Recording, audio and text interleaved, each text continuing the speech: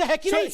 शोएब भाई आप हिंदुओं को जबरदस्ती बुर्का पहना देंगे। 370 पर आप आचार्य प्रमोद कृष्णन को नहीं समझा पा रहे, भूपिंदर हुडा को नहीं समझा पा रहे, मिलिंद जोड़ा को नहीं समझा पा रहे, और यहां पर आप ये कह रहे हैं कि वो जो बच्ची थी, जो हिंदू बच्ची थी, उसको हिजाब पहना दिया, इससे हम संविधान बचा रहे हैं।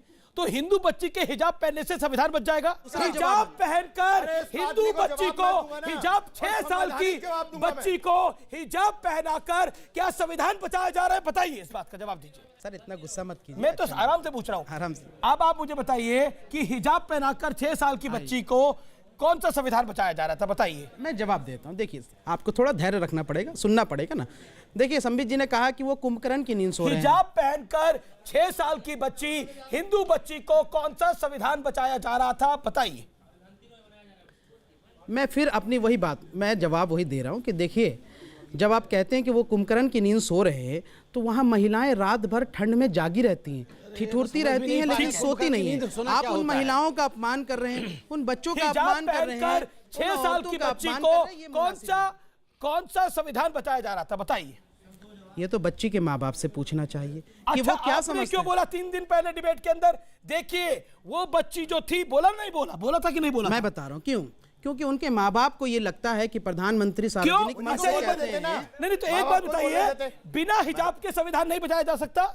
बताइए। देखिए, आप जवाब भी नहीं देने चाह रहे। बिना हिजाब के संविधान नहीं बताया जा सकता। देखिए, उनके माँ बाप को मैं सलाम इसलिए करना चाहूंगा कि उन्होंने सोचा कि प्रधानमंत्री सार्वजनिक मंच से कहते हैं कि भाई ये हम कपड़ों से पहचानते हैं, तो आरुषि चीख चीख के कह रहे, प्रधानमंत्री जी मुझे कपड़ों से पहचानिए कि मैं कौन हूँ।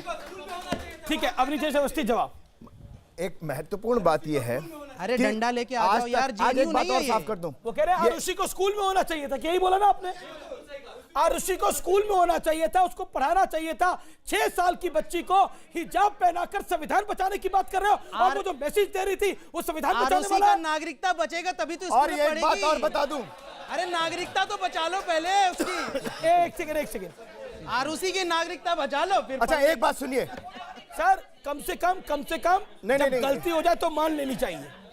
अमीश, आपके दर्शकों के माध्यम से आपको दर्शकों को मैं एक बात पूछना चाहता हूं कि सोशल मीडिया में यह कहा जाता है कि बहुत सारी फेक न्यूज आती है, झूठ बोलने पर उनके खिलाफ कार्रवाई होनी चाहिए। ये व्यक्ति यहां पर कह रहा है 55 सालों तक नागरिकता जाएगी। हेडक्वार्टर में तिरंगा नहीं फहराएगा। शेम बोलो ना, शेम नहीं बोलो। अब सुन लो, शोएब जमोई सुन लो।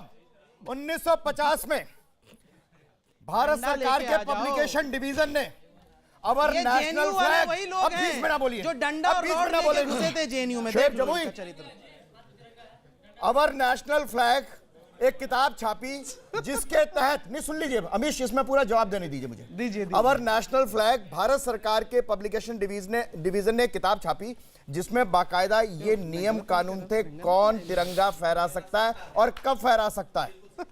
वो बात अभी बाद में सुप्रीम कोर्ट ने कहा कि नहीं फहराए जा सकते हैं। अच्छा, तब फहराना शुरू हुआ, नहीं तो कोई भी तिरंगा फहरा नहीं सकता। ओके, संबित आपको दिखाना चाह रहे हैं तिरंगा फहराने की कोशिश की, 2 लोगों ने आरएसएस हेडक्वार्टर पे उस पे एफआईआर दर्ज के झंडे कौन फहराता है? आचार्य साहब के साथ डिबेट कर रहे हैं। ये पाकिस्तान के झंडे कौन फहरा रहा है? इनके पास एक तस्वीर है जिसमें लिखा है पाकिस्तान पाकिस्तान पाकिस्तान पाकिस्तान।